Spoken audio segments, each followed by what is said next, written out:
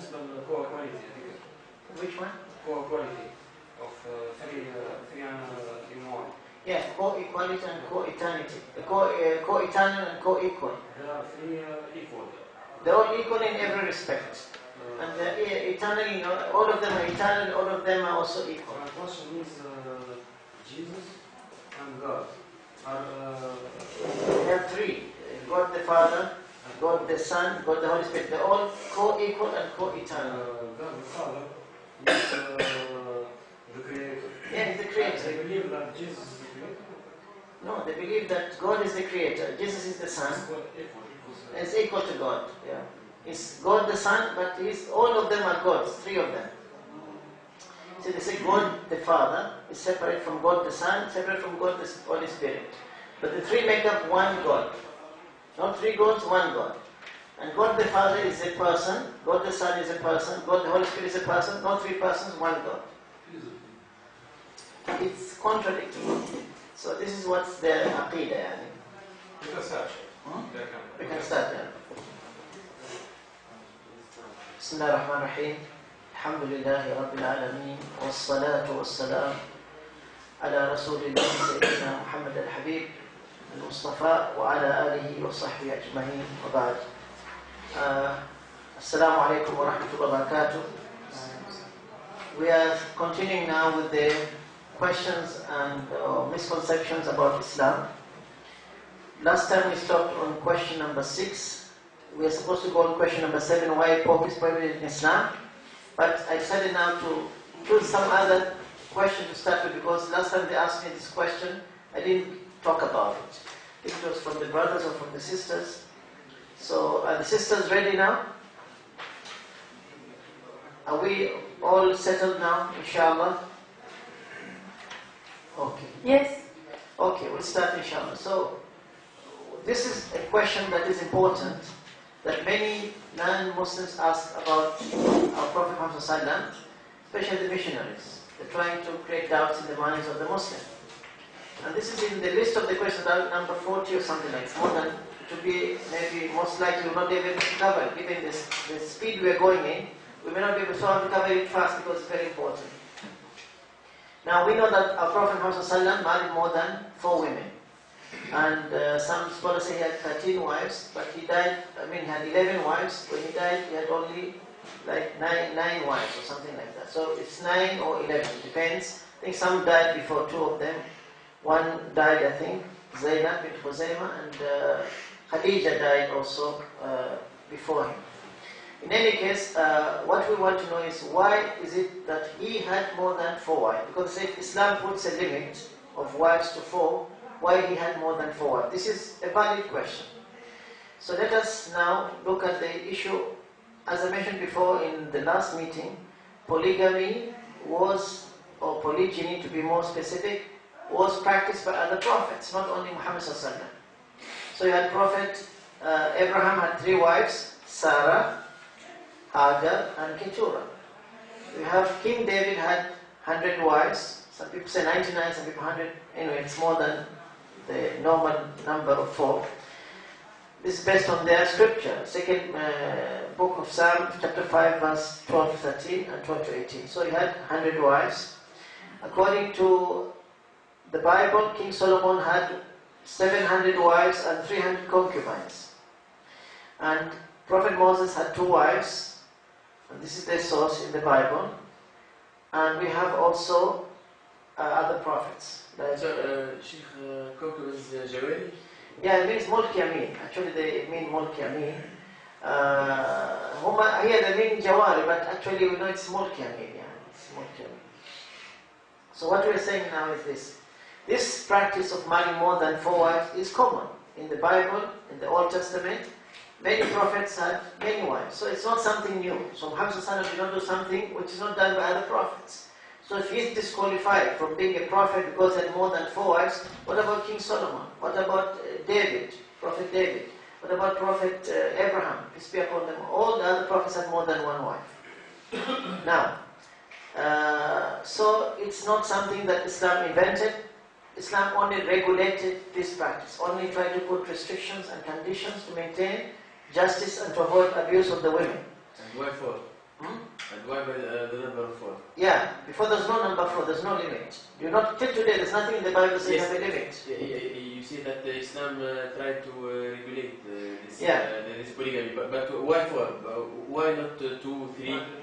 It is mentioned here, so we're coming to that. This is the verse which is concerning this Surah An-Nisa, chapter 3, verse 4. Allah says, chapter 4, verse 3. It says here, marry women of your choice, 2 or 3 or 4. But if you fear that you shall not be able to deal justly with them, then only 1. Okay? Surah An-Nisa. So this is actually not number, this should be number 4. It's a mistake in the quotation. So chapter 4, verse 3. I made a mistake in the typing. So Surah An-Nisa, chapter 4, verse 3, and Allah gave permission for us to marry either 2 or 3 or 4. On condition we treat them justly and equally. But if we fear that we cannot be just with them, we only stick to 1. So this is the ayah that came in this regard. But it was revealed in regard to orphans. The stories about men who are marrying the orphans and abusing their rights to inherit their wealth. So Allah gave them the choice, rather than of marrying these orphan girls who are under their care and taking their mirath and not giving them the due that's due to them. They don't give them the same mahar as they marry women who are other than those girls who are under their care. So they were kind of cheating them. So I said, no, you don't marry these orphans, you marry other women of your choice, 2 or 3 or 4, and deal with them justly. So this is this is the verse which really gives the limit of 4 wives and also condition of being just. Therefore, based on this, we know the limit is 4. But Rasul Sallam, he had exception to the rule. So we know that he had been married to Khadija radiallahu anha for 25 years. His first marriage was to Khadija bint Khuwaylid. She was a noble lady who was twice widowed. When he married her, he was 25 years old and she was 40 years old. She was a wealthy businesswoman and she gave all the children of Rasul Sallam from Khadija except Ibrahim. Ibrahim was born through, his mother is Maria al-Qubtiyya, who was a gift from the Muqawqas of Egypt. So Prophet Muhammad was married only to 1 wife for the first 25 years of his marriage life. So from the age of 25 till 50, he had only 1 wife, Khadija. He didn't marry any wife while Khadija was alive till she died. Okay? So this is one thing. And she was a very pious lady and perfect model for a devout wife. We know that Rasulullah always remembered her in good way, even after she died, to the point that Aisha, al-Mu'mineen radhiallahu anha, was jealous of Khadija, though she was already there in the So he used to remember her and talk to her and praise her virtues. So the first wife was Khadija, then Sauda bint Zam'a. Rasulullah married her because she suffered a lot for the cause of Islam. She was a widow, husband died in Ethiopia, after returning from Ethiopia, and she was a very old lady. Nobody would look after her. So he married to help her and support her, and because she has sacrificed a lot for the sake of Islam. And it was humanitarian reasons. So all these marriages have a reason behind it. So it was for humanitarian reasons to support this lady. Then we have Aisha bint Abu Bakr as-Siddiq.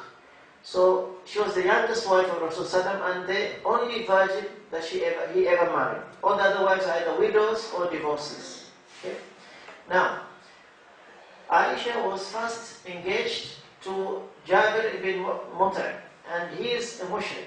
Before Rasulullah he married her, she was already engaged, but then what happened was the engagement was cancelled.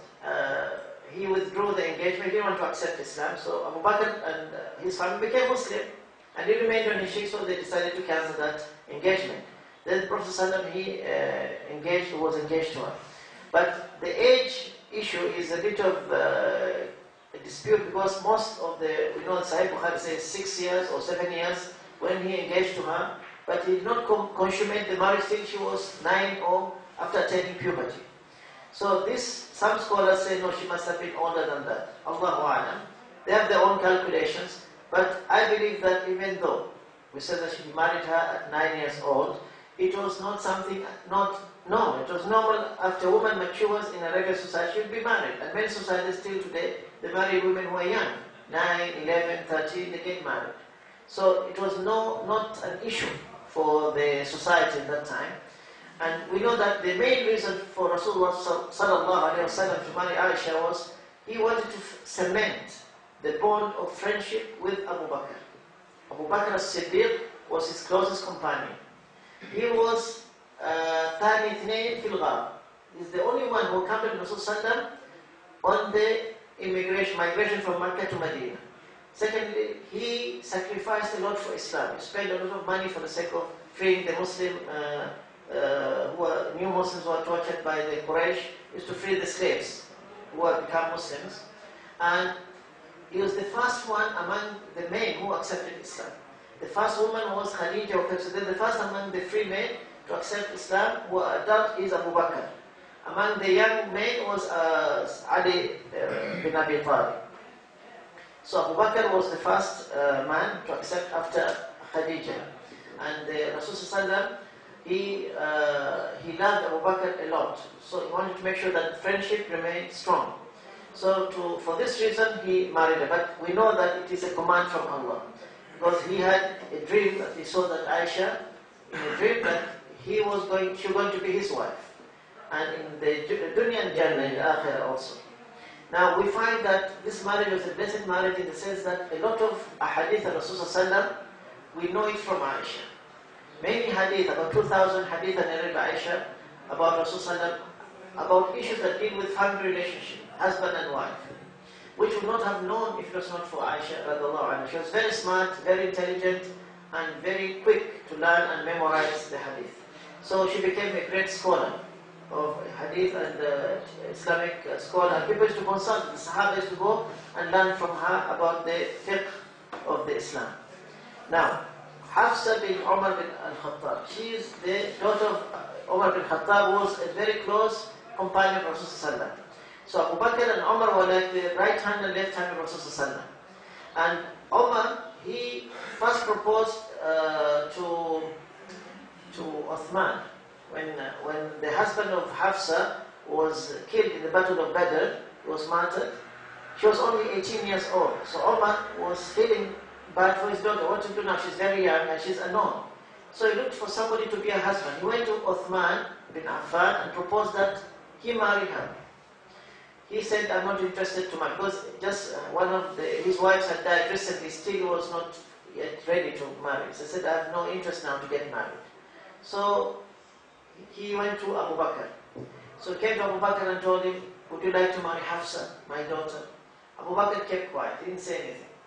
So Umar was very hurt, was feeling very disappointed. So he went to complain to Rasulullah about this incident. So Rasulullah said, he said, don't worry, Uthman will marry somebody better than your daughter, and somebody will marry your daughter, and your daughter will be married to somebody who is better than Uthman and Abu Bakr. So he proposed to marry, he agreed to marry Hafsa. So later on, Umar met Abu Bakr on the way or somewhere, and Abu Bakr told him, maybe you have something in your heart, you feel bad about this, I didn't reply to your proposal. Maybe you feel hurt about this incident. Umar said, yes, I feel that you let me down.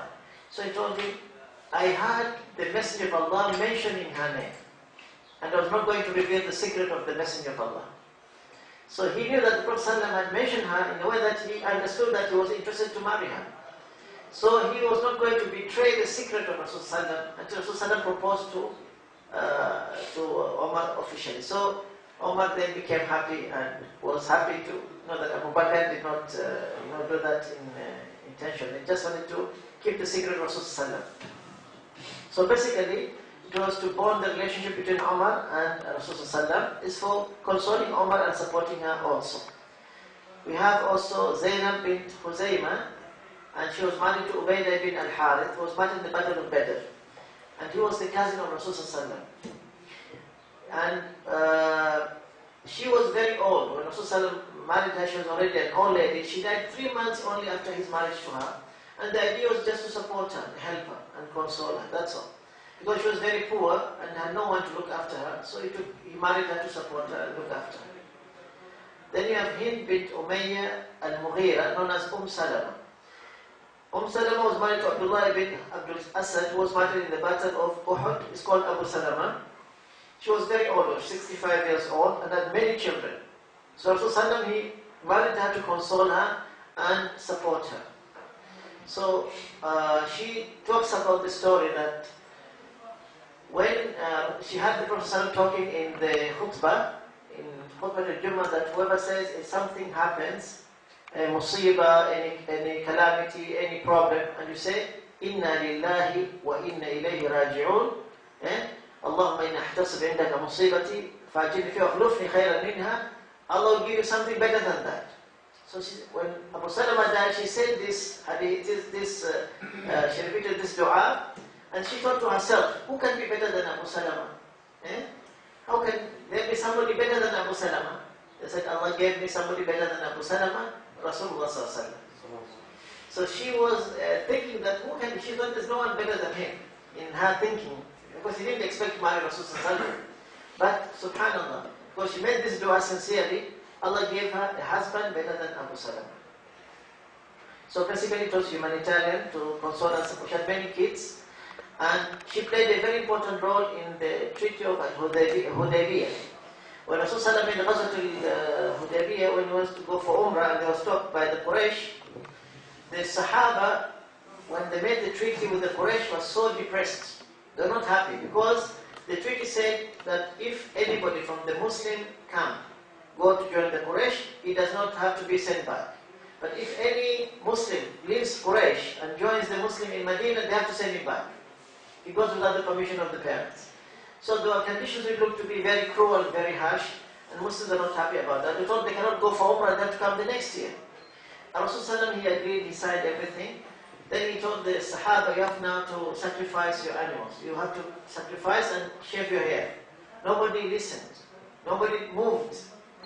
He said 3 times. Then he went to the tent, he was saying, the people will be destroyed. So Salama said, what's the problem? He said, I'm telling them to go and sacrifice and shave their hair. They don't want. They're not moving. He said, don't worry. He said, don't go out and don't say anything to anybody and sacrifice your animals and shave your hair and see what will happen. So he went out, he didn't say anything to anybody. He called for his animals, sacrificed. Immediately the Sahabas were rushing to do the same. They're almost killing each other in terms of trying to shave their hair and these things. So Rasulullah, he was very happy, he saw that they responded. So Salama was the one who gave this advice to the Prophet Sallallahu. See how wise she was. So we can see the role of the women in Islam. Zainab bin Jahsh was the daughter of Prophet's aunt, Umayma bint Abdul Muttalib. She was married to Zayd bin Haritha al-Kalbi, who was the adopted son of the Prophet. Before that, the Prophet ﷺ had adopted Zayd and treated him as his own son. And he loved him so much that he was called Zayd ibn Muhammad. But then Allah sent the revelation that he cannot be called after the Prophet, he should be called after his father. Now, he wanted to to remove some problem, because in the Quraysh society, the Quraysh, they didn't want to marry people of lower status. So the Prophet wanted to set an example. He told Zayd, he proposed to Zayd to marry to Zaynab. It was his arrangement, he arranged this marriage. So to remove these differences of classes.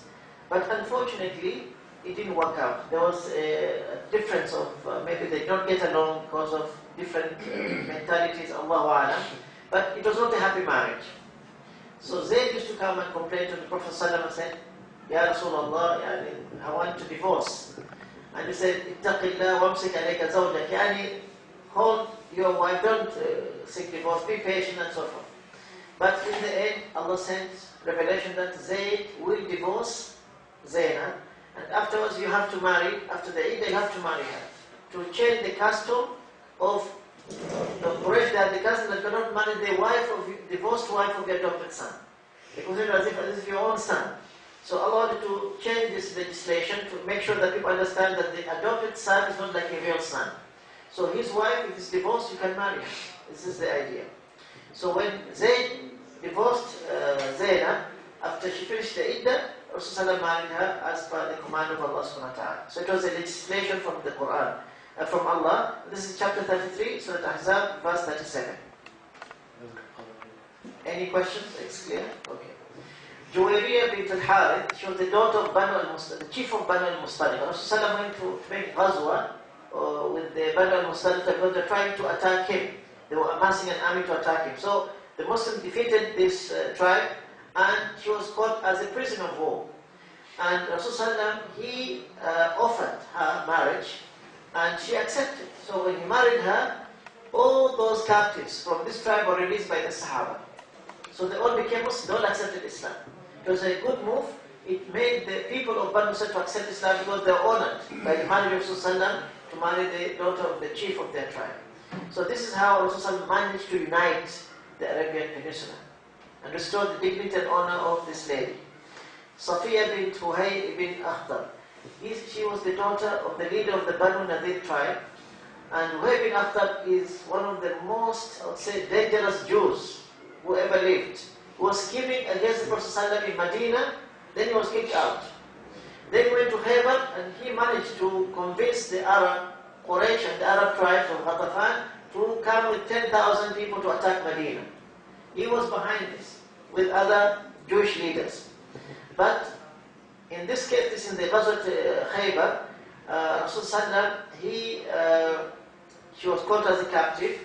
Since she was from a very high status, she's from the family of Harun. She's from descent from Harun alayhi salam. So nobody was fit to marry her. So Rasulullah, he married her to keep her status and to console her. She had lost her husband, her father, and I think her brother, somebody like 3 people she had lost at the same time in this ghazwa. So Rasulullah wanted to restore her dignity and to console her. So her husband, one time she told her husband, I saw a dream that the moon fell into my lap. She told this husband of hers when she was in Khaybar. And this husband, the moon, she told the husband, I saw a dream that the moon fell on my lap. So he was very angry and he slapped her very hard. He said, what do you think? You think you're going to marry the Prophet Muhammad? Yeah. So he knew it is Prophet Muhammad. So he was very angry. He said, don't mention this again. You know. She didn't want the meaning of this, she just asked what is the meaning. So she understood that eventually she should be married to the Prophet ﷺ, because he understood the meaning of the dream and thought that means that the Prophet will become your husband. So he was very angry, and but he was killed in this battle. So the Prophet ﷺ, he married her afterwards. Of course, Rasulullah wanted to win the Jews to Islam by this marriage, because if he married from them, they would feel close to him. Unfortunately, many Jews do not accept Islam. Only few believed. Among all this in Medina and other places, only 3 or 4 maybe maximum, they accepted Islam. Not that many Jews accepted Islam, in spite of the fact that they knew that he's the Prophet Muhammad. There's one Jew, his name was Mukhayriq. He was a Jewish scholar, and on the day of the Battle of Uhud, he went to the place where the Jews are, said, Ya ma'ashar al-Yahud, ittaqillah. And O people of the Jews, fear Allah. By Allah, you know that Muhammad is the messenger of Allah, and he's mentioned in your books. His name is Mukhayriq. And we have to go and join him and have this battle today is a very serious battle, and we have to support the Prophet. We cannot let him be alone. So I'm going to join him, and I encourage you to do the same. You have to accept his religion. He said, no. We don't believe that he's a prophet of Allah. So he told them, you bear witness that I'm a Muslim, and if I'm killed in this battle, all my wealth should be given to Muhammad, and he will decide what to do with it. So he went and he joined the battle of Uhud with the Muslims and fought, and he was killed in that battle. He never had time even to make sujood or salah or anything, so he died as a martyr. So Rasulullah said, Mukhayriq, Khair al-Yahud, is the best of the Yahud. See, he, on the same battle, he went and joined Rasulullah, he accepted Islam, and he was killed in the battle. So he told them that you know about him, and yet you don't want to accept. But they didn't want to listen to him. Also Abdullah bin Salam, he was one of the Jews, a scholar from the Jews. He asked the Prophet certain questions, which he said only a Prophet knows. When the Prophet answered those questions, he said, Khalas, I accept Islam, but I want you to do something. Don't tell the Jews that I've accepted Islam until you call them in front of me and let me be behind a veil or a curtain and you ask them about me before they tell you about me. Ask them, what do you think about Abdullah bin Salam? So Rasulullah said they used to come to his house, the leaders of the Jewish community, and he put Abdullah bin Salam behind a bed or a curtain in his room. Then he told them, what do you think about Abdullah bin Salam? This is the best of us, the most knowledgeable of us, the most pious of us, is the best of the best. They praised him. Then he said, what about if he became a Muslim? He said, A'udhu billah min shaitan rajim. Said, A'udhu billah min dhalik. Allah forbid that he become Muslim. Then he came out of the room, he made shahada in front of them.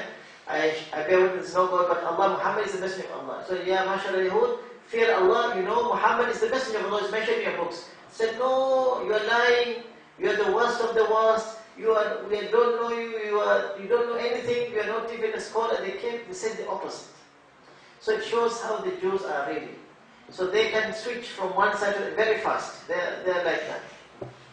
Anyway, let's continue with other wives of the Prophet. Ramla bint Abi Sufyan bin Harb, she's called Habiba. She's the daughter of the leader of the Quraysh. Abu Sufyan was the one who was leading the Quraysh, and he was enemy of the Muslim, but his daughter accepted Islam.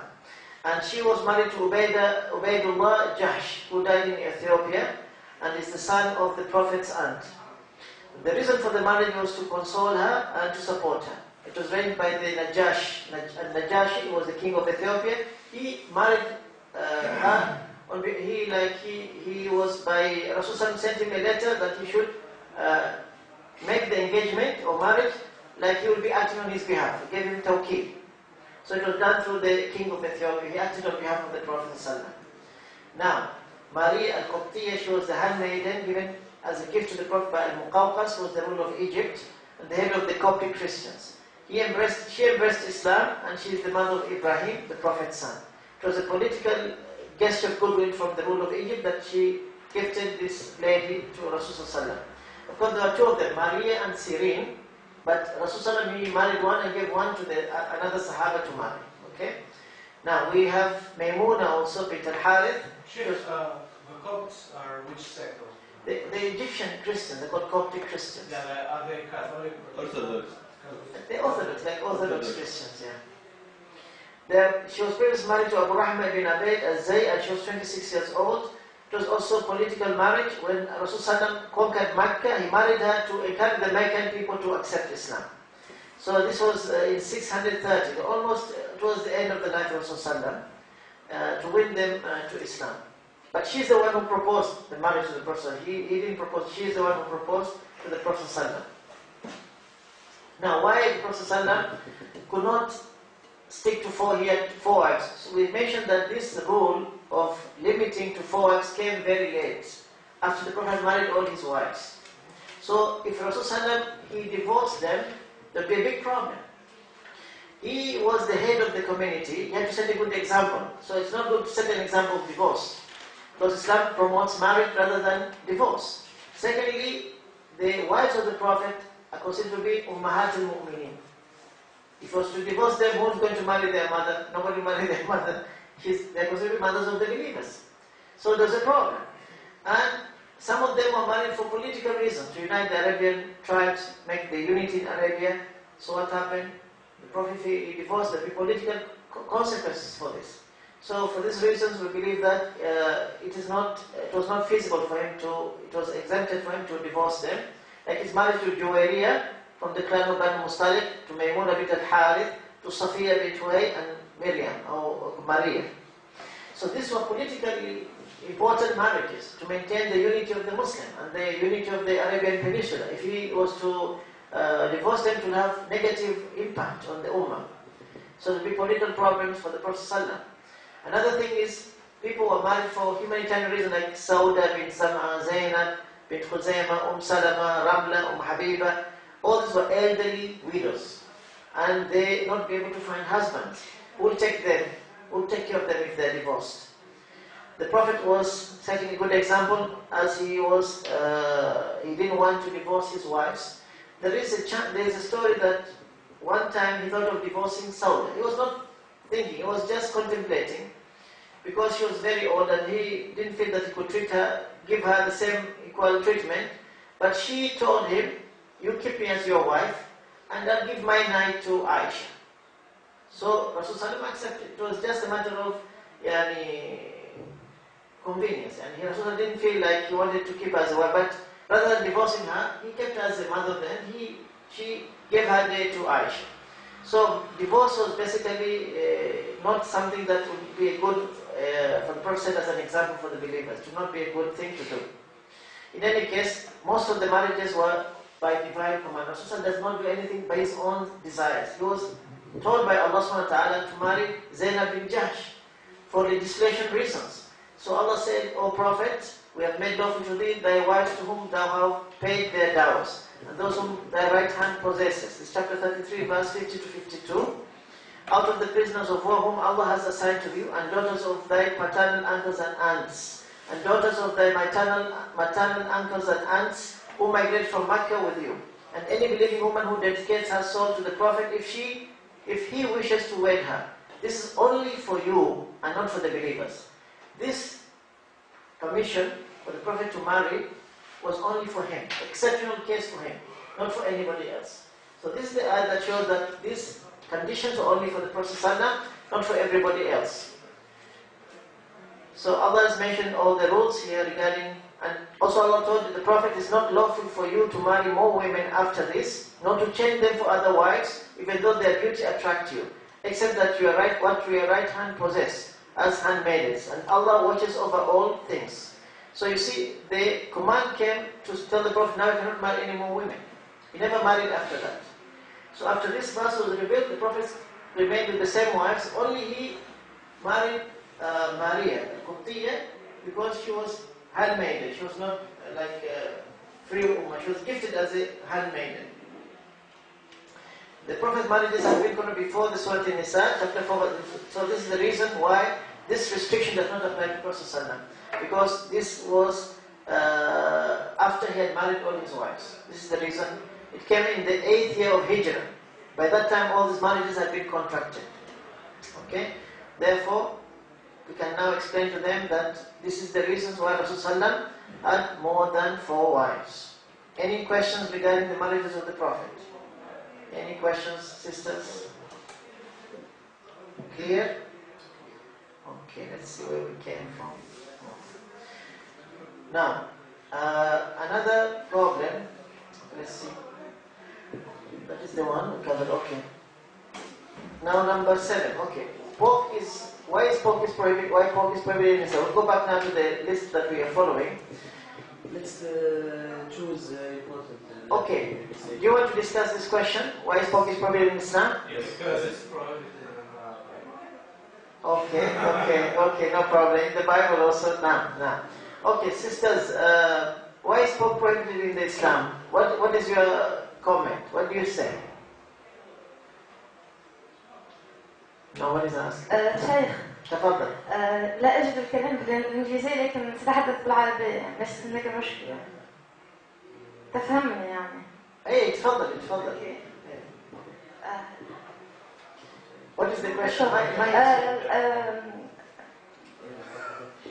نعم. الخنزير يعني حرم، يعني هناك أثبت ذلك علميا، يعني ليس له رقبة كبقية كالخروف أو البقرة، يعني لا يذبح، لا يمكن ذبحه، يعني لا يمكن إلا صرعه حتى يأكل لحمه. دونك عندما يقتل، عندما يصرع لا يقع يعني لا يخرج الدم، والدم مخلوط بسموم، يعني السموم لا تصفى في الدم إلا إذا مرت بالكبد لتصبح من الفضلات، يعني لذلك تظل هذه الفضلات في لحم الخنزير عندما يؤكل، يعني من الأسباب العلمية التي أثبتت الآن. This is the first time I hear about this. أول مرة نسمع عن هذا الموضوع صراحة، يعني ما كان عندي علم بهذا. طبعا هذا ممكن له علاقة بالموضوع، بس نحن حسب المكتوب عندنا we have clear evidence from the Bible and from the Quran that it is not clean animal. This we can say because it's common to the Muslims and Christians that Allah said in the Bible, in the Old Testament, the book of Leviticus, chapter 11, verse 7 to 8, and Deuteronomy 14:8, that the swine or the pig, though he is dividing the hoof and is cloven-footed, yet he does not chew the cud. It's not clean for you.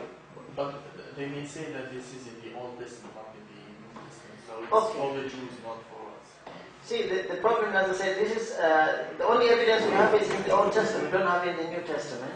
So for us, we can say logically, because as I said, if they want to follow Jesus, okay, Jesus was following the law or not? Yeah, keep the commandments. Yeah, keep the commandments. So it's applicable. So the point is that if they want to follow what Jesus did, he followed the law. Yes. So then they have to observe the same rules that Jesus used to observe. So in that case, the commandments are still applicable. Now the problem comes with the issue of when you say it's not clean. What do you mean not clean? It's not healthy for us to consume it. It does not mean physically only not clean.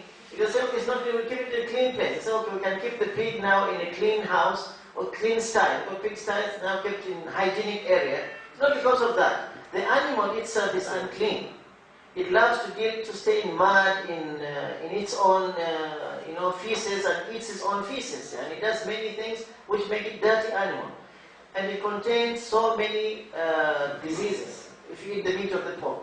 So according to what the sister says, that she doesn't have a neck, and if you cannot slaughter it, and if the blood doesn't come out, and all these things, this could be true. But according to what we understand is that they have the clear evidence from their Bible in the Old Testament that they're not allowed to eat it. It's not supposed to be eaten. It's a very unclean animal. And also, Sheikh, the Islamic ulama said that because perhaps it's because the only animal who is not jealous of his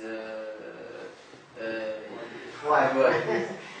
The brother said because maybe it's another animal, it has a characteristic which is shameful, doesn't feel jealousy for its mates. Well, that's true, but mainly it's risky, and it's not clean because it's being not clean and not fit for human consumption. What did you say about maqasid al-sharia? To protect our deen, our nafs, our mind, our wealth, our honor, and property. Okay, wealth and property is the same. So when you eat pork, what about your health? What happens to your health? It's bad. Because they have many diseases. There's a disease called trichinosis. It's a skin disorder. If you eat pork meat, you get this problem, and you cannot cure it. It's incurable. The skin becomes disfigured. It's called trichinosis. Okay? There's more than 70 different types of disease, like because of the worms that enter the pork. When you eat the pork meat, you may get these worms inside, like round worms, pinworms, tapeworms. The tapeworm especially is a very dangerous worm.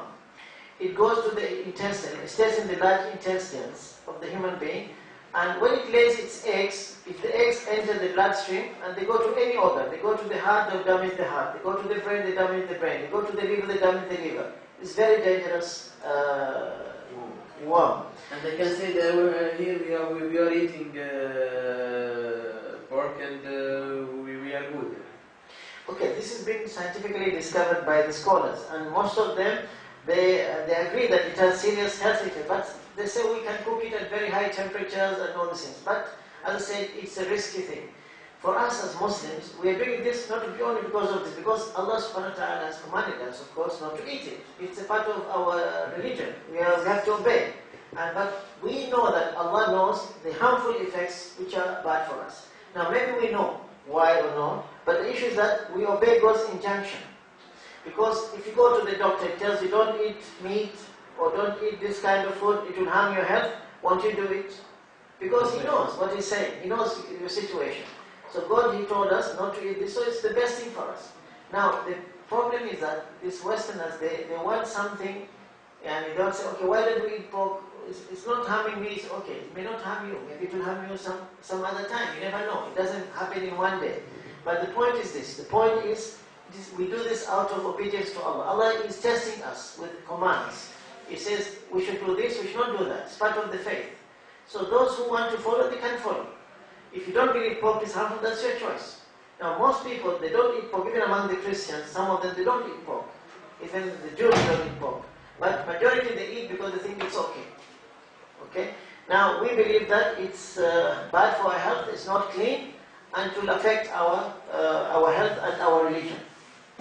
Now, let's move to the next question. Why are non-Muslims not allowed to go to Mecca? Why do you think they're not allowed to go to Mecca? Did we mention this before? We covered this, right? No. Okay. Why don't we allow, why is that non-Muslims are prohibited to go to Mecca? Who can help me out? Don't look at the notes now. From your own mind, what do you think? But are they really not allowed? Yeah, they're not allowed. They're not allowed. If you go to Mecca, there's a boundary. Yeah. And there's security checkpoint. They check if you're a non-Muslim, they don't allow to go across. Yeah, they have to check. Because it's a holy place for Muslims. Excellent. Manda says the holy place for Muslims is one of the reasons, but you do have like also Medina, same thing, they don't go. It's a holy place, yes, they don't go. Okay. Anybody can help out? Okay, they know that they cannot go, they know. But we have to tell them why. Sheikh, I remember something about why are non-Muslim not allowed to go to the Mecca. Why they're not allowed? Yes. When I speak with the Italian, he tells me some Muslims coming to the Vatican and they are welcome and something like that. But when I go to the Mecca, they kill me. I don't. They kill him? Yes, he's dead. He's dead? Is there He said something like this. When I start to talk to him about Islam and something like this, he stopped me for this answer like this. When some Muslim come to the Vatican, he is welcome. And when I go to the Mecca, they are kill me there. Okay. I don't have. I can't. Right, let's discuss this question. Brother Mukhtar, he suggested that this. He told us about one incident where we had a non-Muslim. When he told him about Islam, said, when you Muslims come to the Vatican, we welcome you. But when we go to Mecca, we get killed. We might get killed because you don't allow us to go there. Yeah.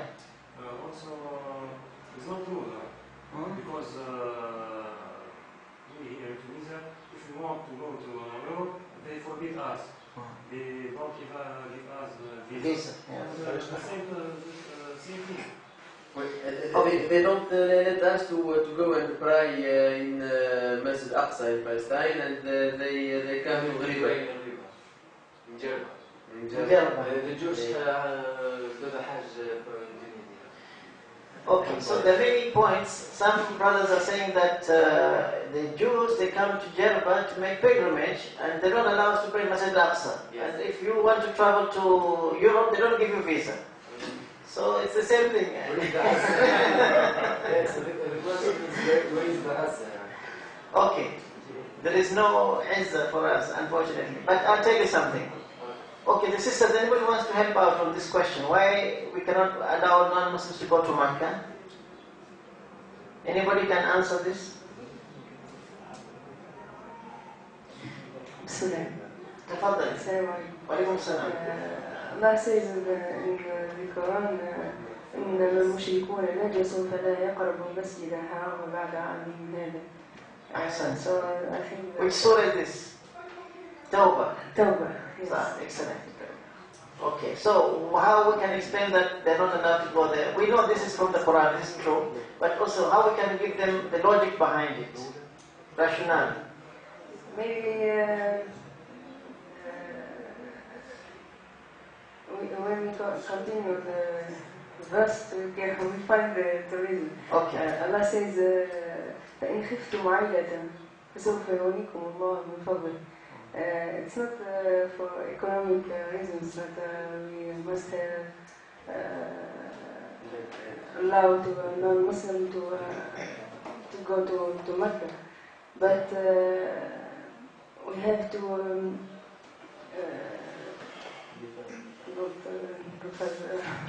Okay. Thank you, sister. Jazakallah khair. It was very good.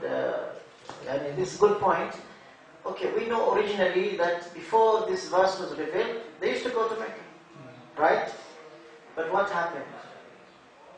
See, when Ibrahim a.s. built the Kaaba, it was Islam. He was teaching the people Islam. He taught them to follow Islamic teachings. Ismail alayhi salam then became the prophet there and was teaching the people. So many years they were following Islam. What happened later on? They started worshipping idols because of the influence of the non-Muslims. See, when you interact with non-Muslims, you get influenced by them. So what happened? One of their chiefs, his name was Huzai. What is his name? Huzai Luhay. Don't remember his name. He went to Palestine or Sham, and he went for treatment or something. He saw the people worshipping idols. He brought it and put it there and told them to worship it. People of Mecca. It's called Hubal. Then every tribe will bring their own god, and they become 360 the idols. By the time Rasulullah came, there were 360 idols, each one for each tribe. So Allah subhanahu wa ta'ala sent Muhammad to restore the people back to the true religion of Allah, Tawheed, and he wanted to maintain this place as the sanctuary, like the most holy place, to maintain its pure monotheistic character.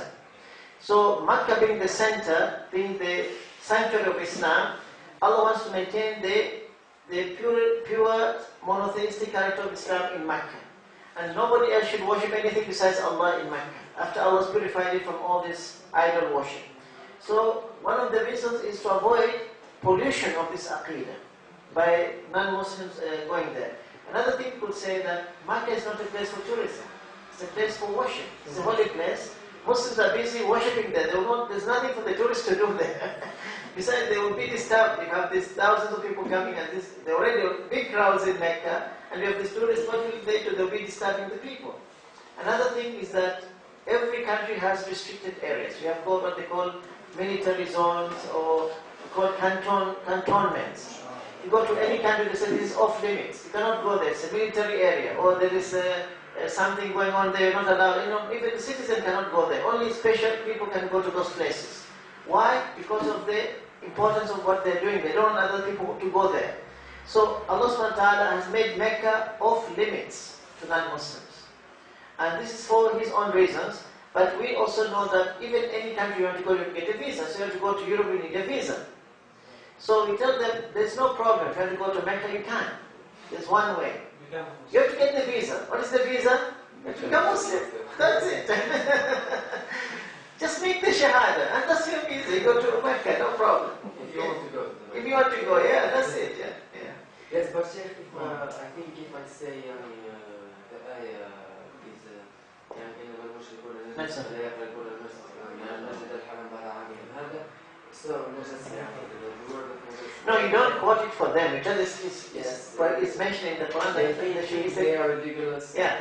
No, you don't quote it for him exactly that you are unclean and don't tell the non-Muslims that the Quran says you guys you're unclean or you're polluted. This is only for us. But you tell them, it's a Quranic injunction. It's a command from Allah that none should not go there. So you don't think somebody made it up himself. It's from the Quran. It's a rule in the Quran. It's a commandment from God. But then we can try to give them the logical reasons, of course.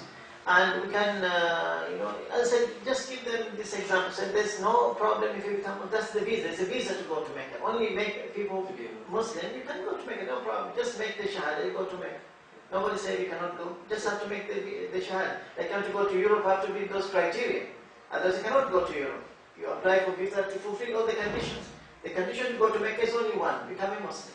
That's it. Yes, Sheikh, you read the book My Travel to the Mecca. Which one is that? The road to Mecca? Which one? رحلتي إلى مكة. My journey to Mecca. Yes. You read it. Muhammad Asad. Yes. He was a former Jew. Yes, he wants to steal Hajar al-Aswad and. No, this is a different one. I thought that there is some rich man. He's a scientist. He stayed a long time to learn Arabic, and he go to Morocco to take the accent of the Moroccan people. Then he go to the Hajj. So when he go to the Mecca, and there is nobody, he still Hajar al-Aswad. And they do party there, and he coming to British UK. And when they come to UK, they do everything to Yes. to the king and something like this. But they find the يعني العكس. So they find الحجر.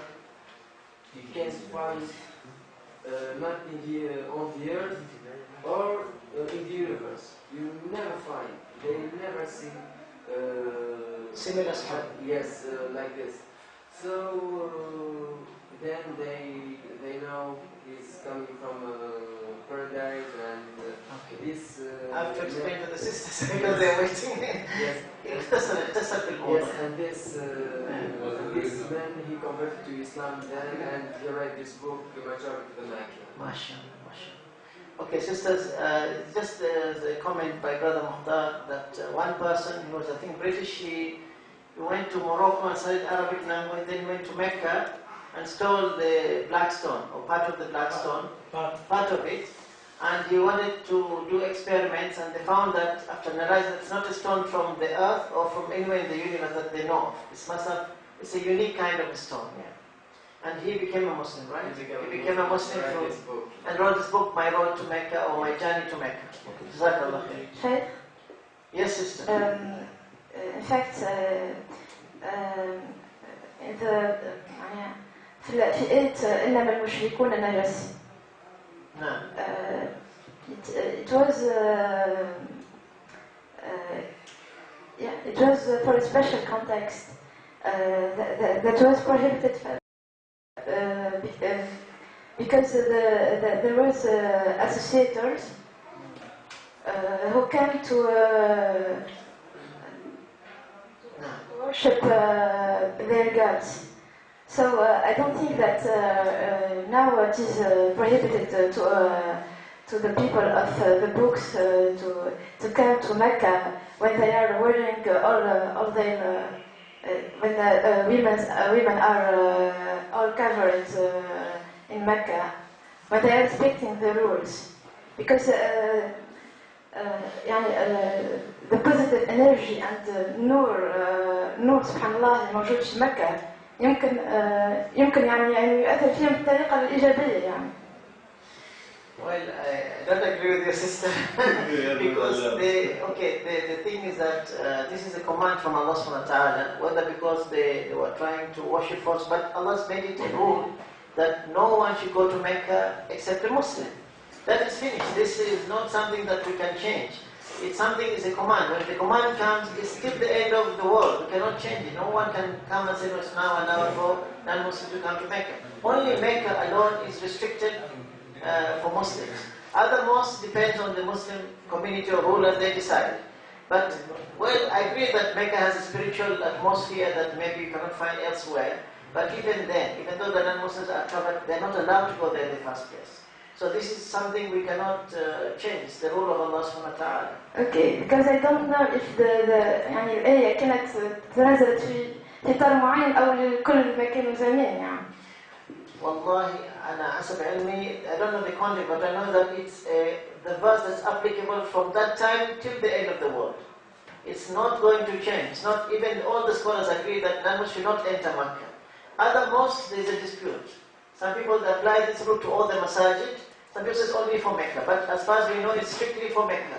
Allah specified Bayt al-Haram, Masjid al-Haram. There's only one Masjid al-Haram that is in Mecca. But non-Muslims can visit other masajid. They can come to Tunis, they can come to Bahrain, they can come to, they can feel the same spirituality there. Our mosque in Bahrain, the Ahmed Al-Fatih Mosque, is very, very nice and very peaceful, and they feel the spirituality. They can go to so many mosques in the Muslim world, in Egypt, in Turkey, in Tunisia, in other countries, they can see. They can go to Morocco also. But the problem is not that. The problem is to protect the Muslims from getting affected by the beliefs of the non-Muslims. This is their idea. Since Makkah is the center of this message of Tawheed, should remain pure. And like Brother Mukhtar said, that's the only Azza that we have now. Yeah, Makkah. Inshallah, Allah bring Islam back again to the... So, thank you, sister, for your comments. But I believe that this verse is not only for that time, it is for all times. It's applicable for all time, from that time till the Day of Judgment, till Allah inherits the earth and what it contains. Now, can we answer the question? That in the Bible, yeah. there is a verse that mentioned of the people can be passed by the way, and another people can't be passed the same way. Can you repeat your question, please? What verse in the Bible which says? In the Bible, Yeah. there is a version Yeah. that mentioned of the kind of people can pass by this way, and other kind of people can pass by the same way. Which way? I forget. What's the meaning? You mean the value of Bakka? No. I don't know which verse you're talking about, honestly. If you have to bring me the verse. In the Bible. Okay, what it says, which kind of people can pass which way? هو في العموم يعني. Eh? في العموم يعني فما قوم سيكون يعني طريق لهم متاح وقوم طريق لهم غير متاح. I don't know about this verse. Honestly, you have to be specific, I don't know which verse, I'm sorry. Otherwise, I don't know which you're referring to. Okay, let us continue. Why do Muslims abuse non-Muslims by calling them infidels? Okay? Is it the same thing as kuffar? Is it the same thing? Infidels is kuffar? Same thing? We say they're kuffar. So the English people say you're accusing us to be infidels. I think it's not a good translation of Okay, what does kuffar mean? it's Muslim. to cover. Okay, Arabic meaning is to cover or to conceal, meaning concealing the truth. Okay, like it refers to farmers who conceal or hide the seed in the ground. Okay, the farmer, he puts the seed in there and hides it. So it's the same thing. From kuffar means somebody is hiding the truth, concealing the truth. Now, We are covered to that. eh? We are covered to that. We are covered to them. Yeah. No, they are covering the truth. They know the truth, which is the tawhid in their hearts, and they're covering. Because every person is born with knowledge of Allah being one God. Everybody, whether it's claiming to be atheist or Christian or Jew, whatever, he knows in his heart Allah is one. But they're covering this truth. That's why but why do we call them kuffar? So what does kuffar mean when we call them kuffar? What does it mean? They hide the truth. Okay, but the correct term, what you said, brother Ayub? Disbelievers.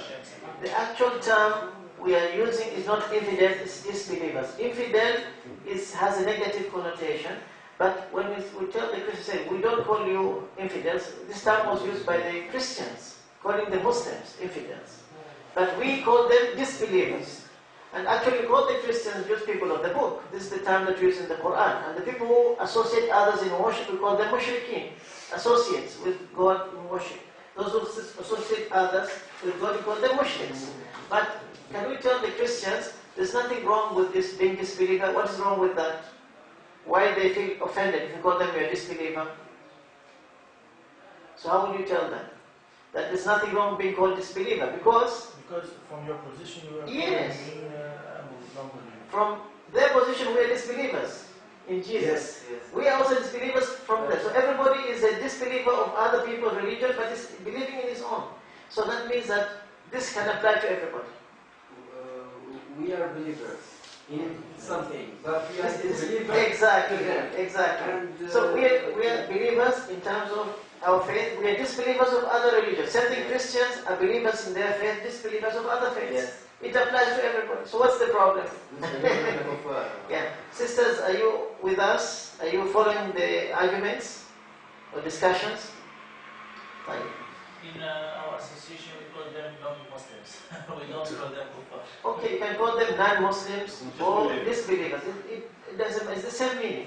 So, yeah, Christians say Ahlul Kitab. That's much better. But the problem is now most of them are not really Ahlul Kitab. The people follow the scripture, but many of them are not following the scripture now. This is the problem. But technically, Christians and Jews are called Ahlul Kitab. Can we call them still now followers of the book? Ahlul Kitab? And if they believe in their books, yes, of course, they're called Ahlul Kitab. Jews and Christians generally who believe in their scriptures are called Ahlul Kitab. But as I said, if they don't, even they reject their faith or their books, they say they are atheists, then they're not Ahlul Kitab. And people say we don't believe in scripture, we don't believe in Jesus, we believe in nothing, or we believe in no God, or God doesn't exist. That's something else. There is not. Their books are not genuine now, listed. Yeah, all their books are being changed in some respect, but there is still a lot of truth in their books. We don't say everything there is wrong, no. There is a lot of truth in their books, and there's a lot of interpolations in their book. So as I showed you some things which Jesus said is correct as per the Quran. So whatever is confirmed from the Quran to be true, we accept it. But what contradicts the Quran cannot be from Allah. We have to reject it. Okay? Now, question number 2. Why are many Muslims terrorists if Islam is a peaceful religion? Let us hear from the sister side. We want to hear sisters. What is the reason that many Muslims are terrorists if Islam is a peaceful religion? Any suggestions? Assalamu alaikum. Walaikum salam, sister. Okay, we can answer by saying who made the World War I and the Second World War. So, who was the cause of the Hiroshima bombing? Exactly. And who caused the Vietnam War? Excellent. All these are Christians. The First World War was caused by, this all Christians. The First World War, 18 million people died. Second World War, 32 million people. Actually, Hitler was Roman Catholic, and we have also this American president who bombed Hiroshima. These were all Christians, Protestant Christians. And you have this Stalin. Stalin was actually Orthodox Christian. He killed over 75 million Muslims. He put them into Siberia, and all these people were tortured. We have many of the Christian crimes that when they conquered America, the Spaniards went to conquer South America, they butchered many of these red Indians. Even the Americans, the Europeans who went to America to settle there, the colonialists, they killed many of the red Indians, the original inhabitants. Yes. But if we answer them that way, we assume that it's true that many Muslims are being called terrorists. No, we are turning the tables against them. See, when they say Muslims they're accusing us of being terrorists, they say, look, if you say Muslims are terrorists, what about these crimes, who committed them? And you compare the number of Muslims who have committed crimes to the number of the Christians, it's something, there's no comparison. So you can tell them, if we are going to judge Islam by the actions of some of its people, then you should do the same for the Christian side also. So if you're going to judge Muslims by the actions of some Muslims who commit some terrorist acts, what about the Christians who committed, why don't you say Christianity is also a violent religion? But do we have to mention that there are some Muslims who are actually... Yeah, we have to admit, we cannot deny it. We don't deny that there are some Muslims who do bad things, but compared to what they do, it's nothing. So the bottom line is that, yes, yeah, the bottom line, you had a point. So the bottom line is, we don't judge a religion based on the actions of some of its followers. Some followers may commit something against the teachings of Islam. So it will not be fair for us to say Christianity is a religion that promotes terrorism, because Hitler was a Roman Catholic, or Stalin was Orthodox Christian, and whoever that the president... Same logic. Yeah, same logic. So we have to judge the religion by its teachings, and its sources, like the Bible or the Quran, or by the teaching of its prophets. So we can't use this as a way to evaluate a religion based on the actions of the people. People are human beings. They do mistakes. They may do things which are against what the religion teaches. So it will not be fair to say Islam is a terrorist religion when some Muslims commit terrorist acts. But you have to see, what about Judaism? Yes. We have a lot of terrorist acts done by Israeli Jews against the Palestinians. So is that because of Judaism? You have about many Christians, like groups, like you have the Mafia in Italy, the ETA in Spain, IRA in UK. They committed a lot of terrorist acts. It is because of their religion. So we have to see this logic can be applied to everybody else. If that is the case, then everybody is terrorist. Who said that Islam is a peaceful religion? Walaikum salam, sister. We must be careful when we answer in this way, because many people are actually saying which religion made more wars than the other one. So we must be in this way. We make some people think that the religion is the cause of the wars. Is that right? Well, some people think that most of the wars are caused by religion, but that is actually not true. Actually, not true, because there are a lot of atheists who have caused more wars than Lenin was a communist. And other people have committed so many crimes who are not believers in God. And it's not only Muslims or Christians or Jews. Many people have committed crimes in the name of nationalism, in the name of communism, in other isms, and they were not really religious people. So it's not only a question of just religion that commit wars. Yeah, just to add something here, also Hitler was an atheist. Hitler was an atheist? He was an atheist. Hitler. He was an atheist. Yeah. And second thing, I checked it also in the Encyclopedia of War, and only 7% of wars were the cause of by religion. So religion actually doesn't cause most of the wars. Only few wars was. See, the Crusades was started by who? The Pope. Yeah. And the church, the Catholic Church, they launched this war against Muslims. So who is now starting the war? Not the Muslims. The Christians attacked the Muslims in Palestine and Jerusalem. They conquered Jerusalem, massacred 70,000 Muslims or 100,000 Muslims in the Masjid al-Aqsa. So we can say that basically we cannot judge the religion based on the actions of its followers. So we do have people, yes, in any religion, they commit terrorist acts. It's not because of that religion, it's because of the people themselves who are doing it.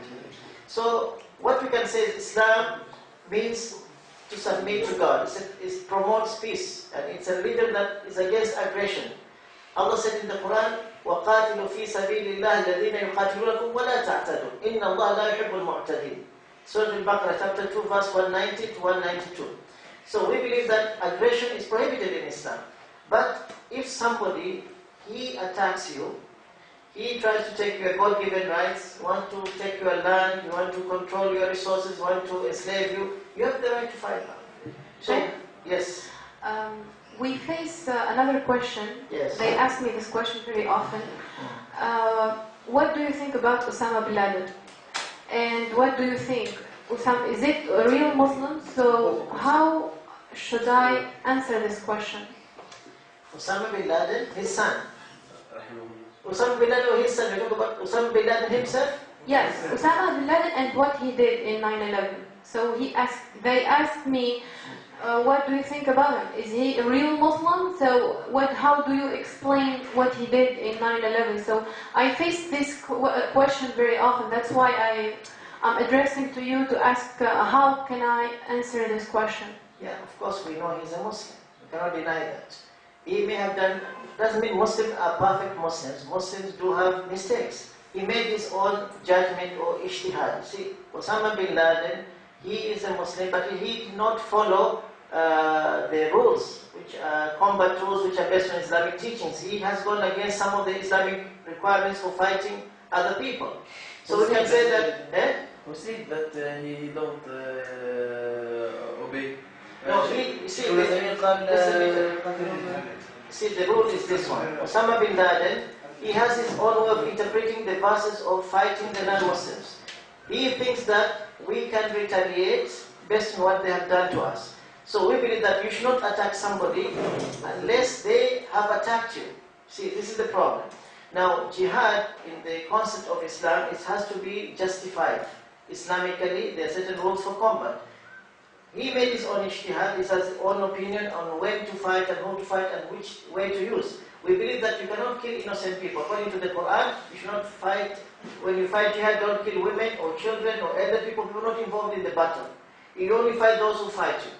So this is one of the things that is not following, as we can see clearly. If he did it, if he really did this action, some people say this is an inside job. There are many conspiracy theories, Allahu A'lam. But if he accepted that he did this action, suppose he did it, then we have to ask him why he did it, on what basis, okay?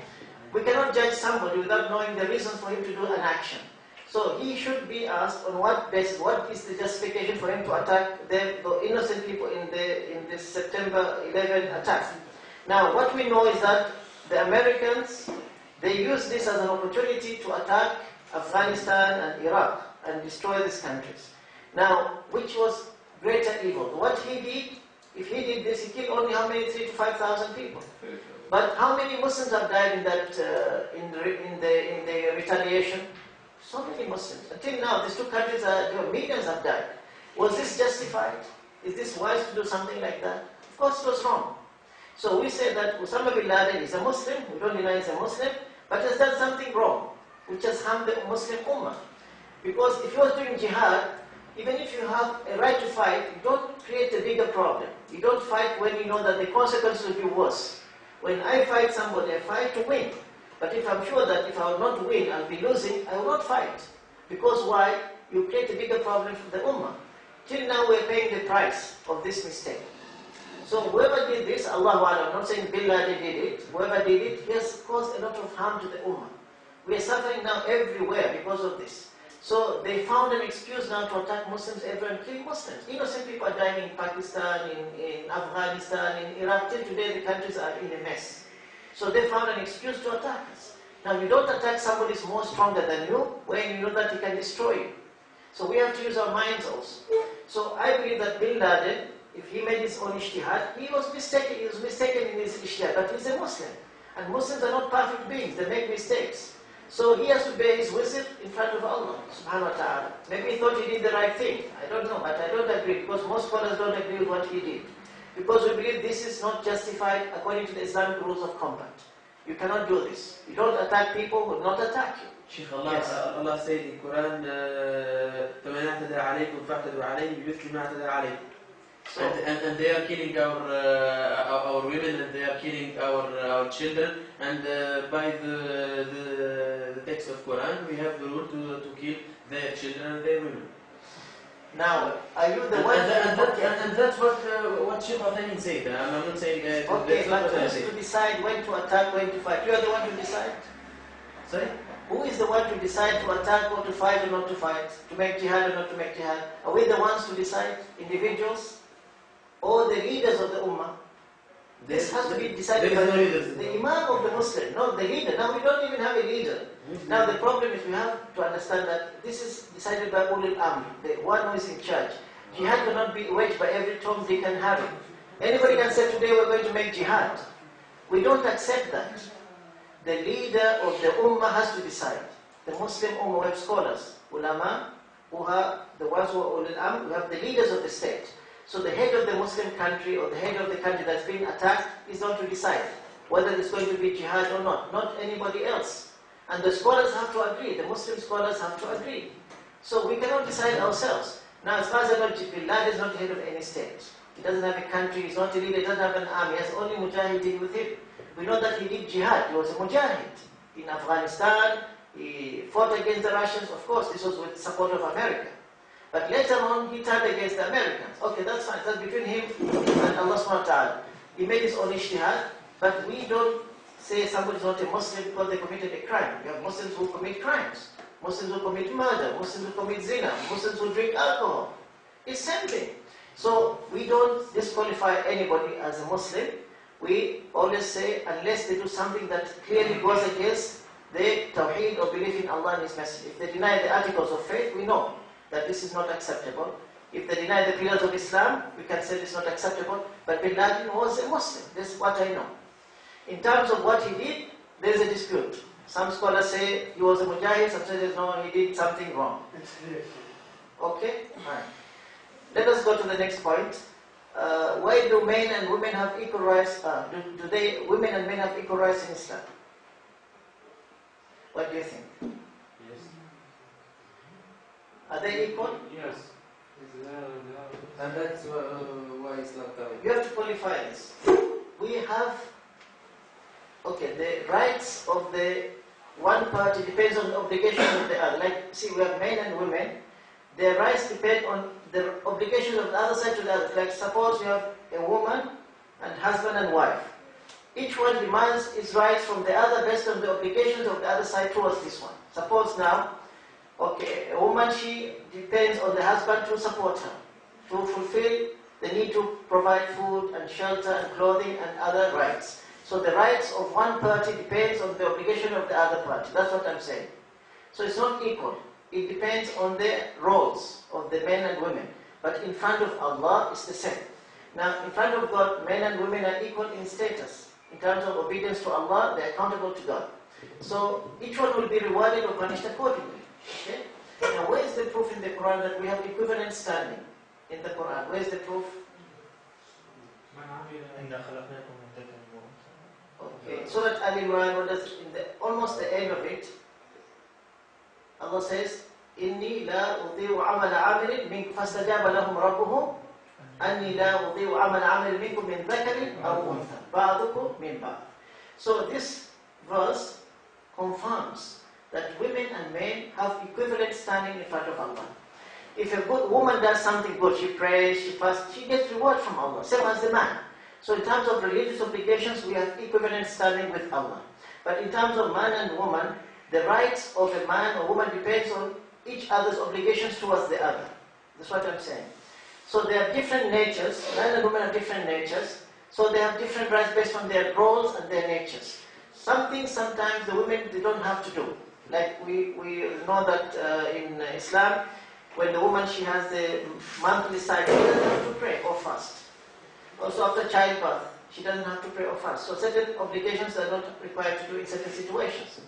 Now, if a man is responsible for the woman in Quran, he is responsible for her maintenance, for providing for the needs of the woman. Like he's the husband that provide for the needs of the woman. She doesn't have to work, but she also has a duty towards the husband. So women have rights which are dependent on the obligations of men towards them, and men have rights from the women depending on the obligations of the woman towards the man. It goes like that. Makes sense or not? Complementary. They complement each other. هُنَّ لِبَاسٌ لَكُمْ وَأَنْتُمْ لِبَاسٌ لَهُنَّ. So we know that the man and the woman complement each other. We have complementary roles. We don't have competitive roles. Some Western women think men and women should be equal in every respect. This is what they believe. So they think there should be equality in inheritance, equality in roles, equality in everything. No difference. Even in the army, they want the women to fight next to the men. So we know that this is not the same thing in Islam in terms of roles of the man and the woman. Yes, sister, sorry, you had a question? I have a comment, a very important one, because Yes. I noticed that the most of misconceptions in Islam are around women. Yes. And I can understand that because some people think that Islam is like the other monotheist religion. It oppressed women. Like for example, in Christianity, women didn't even have the right to own a house or something.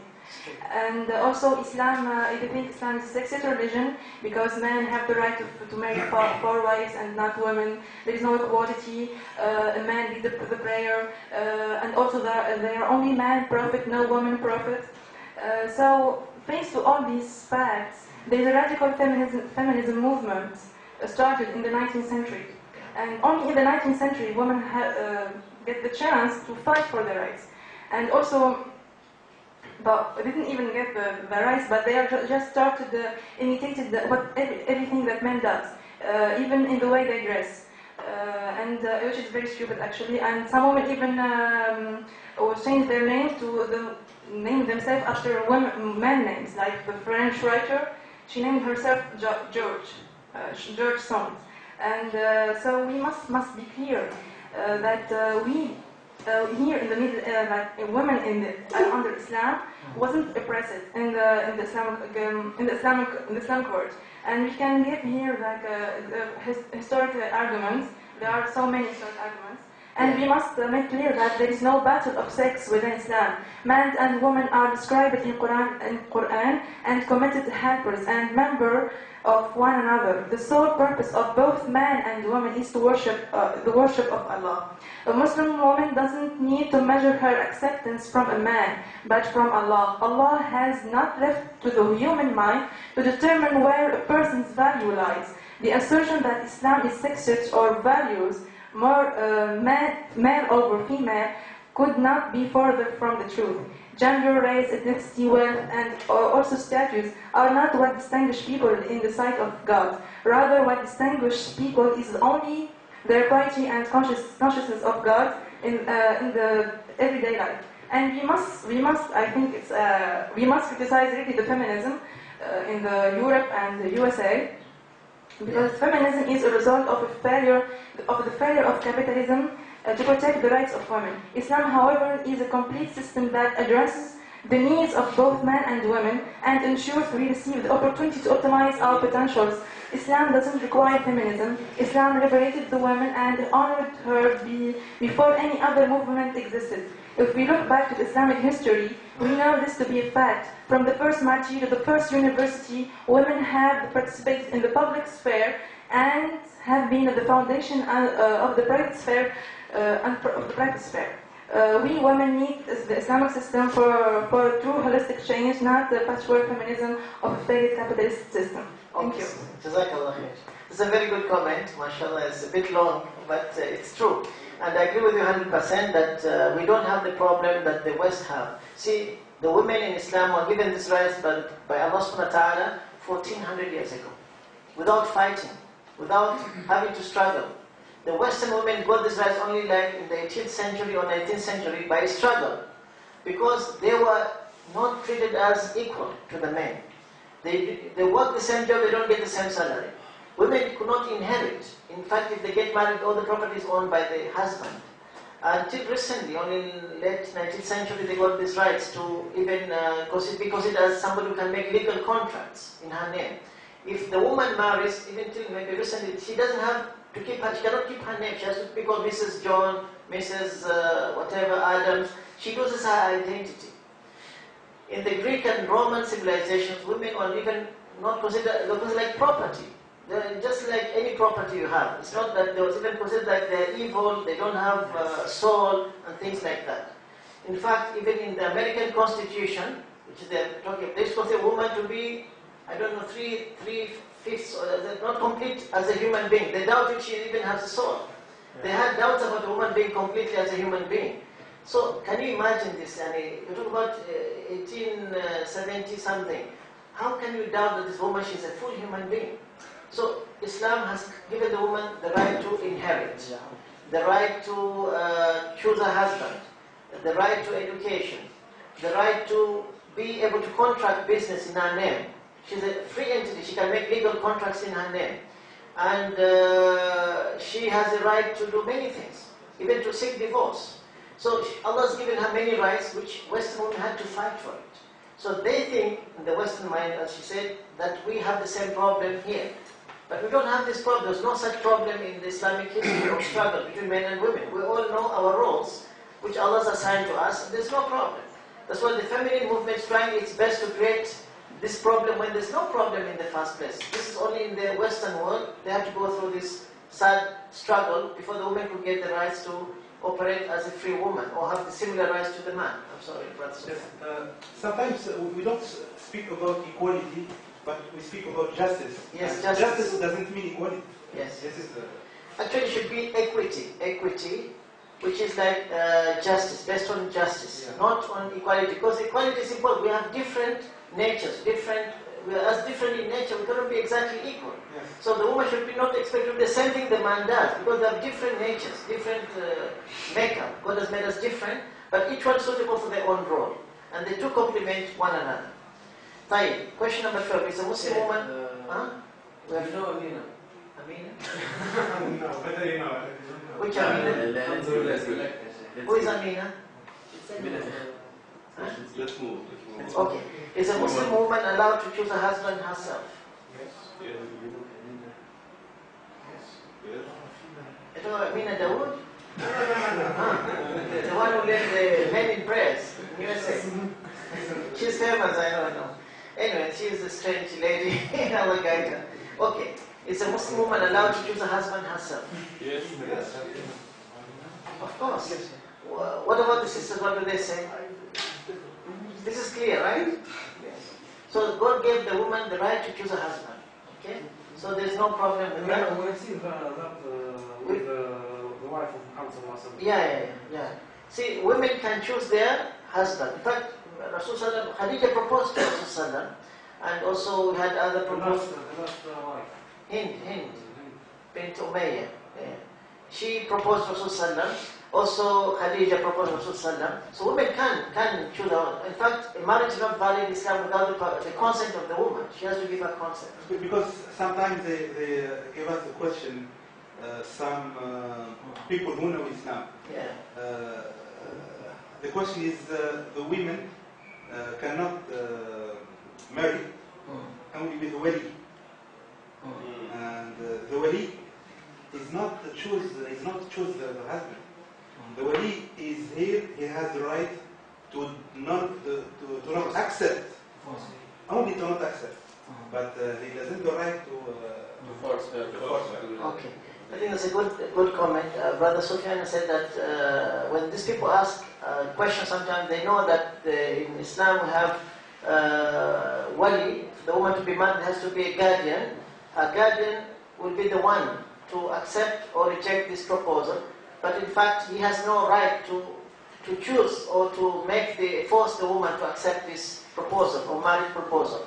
So in any case, we know that the guardian is there to protect the interest of that lady, because she may be unexperienced, she doesn't know about certain things. So the guardian is as a protection, especially if she's unmarried, first time she's getting married, for a virgin woman. Of course, a woman who's already married and she's experienced, she can decide herself. Sometimes in some madhabs they can marry without the wali. But in majority of the scholars, they require wali. Most of the madhabs, they require that there should be a wali for the woman who is not married. So this is a protection for the woman not to be, deceived by some people. And I think that in all the religions and all the civilizations, that the husband have to demand and to demand the woman from his father. This is also in the it's true in many of them. But I think maybe different societies have different ways of doing it, but it's similar. In many countries it's similar. In many cultures it's also similar. طيب, what about, is a Muslim woman allowed to marry a non-Muslim? No. Why not? What is the reason? Because the children will be non-Muslim. Okay, that's a good point, that there's a problem with the children. What will they follow? They follow the father or the mother? Yes, Isha. Because the man is he's the leader of the family. Exactly. So the woman will follow his husband. This is a good point. Yes. In most societies, you have a patriarchal system where the husband or the father is the head of the family. This is similar in many countries. So the husband normally has more power than the woman. Now, why do people marry in the first place? To have harmony, to have peace, to have tranquility, to establish, happiness and harmony in the society. Now, if a man marries a woman and they have different philosophies of life, what are the chances that they will get along?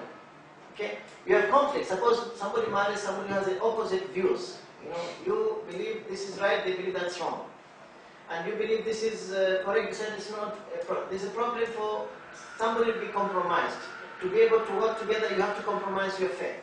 Now, suppose a Muslim woman marries a Christian man, and the Christian man tells this woman, "You make pork for me. I want you to eat pork today, or bring me wine, serve me wine."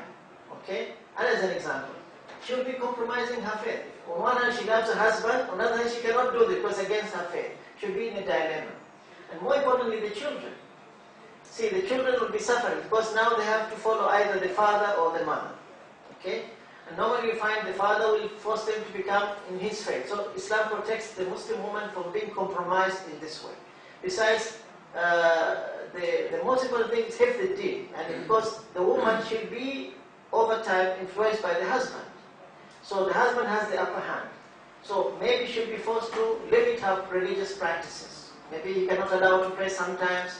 Maybe he tell her to do things which are un-Islamic and things like that. But the other way round can be when a Muslim man marries a non-Christian, a Christian woman, he already believes in Isa and Musa. So he is not likely to prevent her from worshipping according to her beliefs. But the best solution or the best option is to marry somebody of the same faith. Then there's more chance for harmony and understanding and cooperation. Because we have the same philosophy, same ideas, there's less chance of conflict.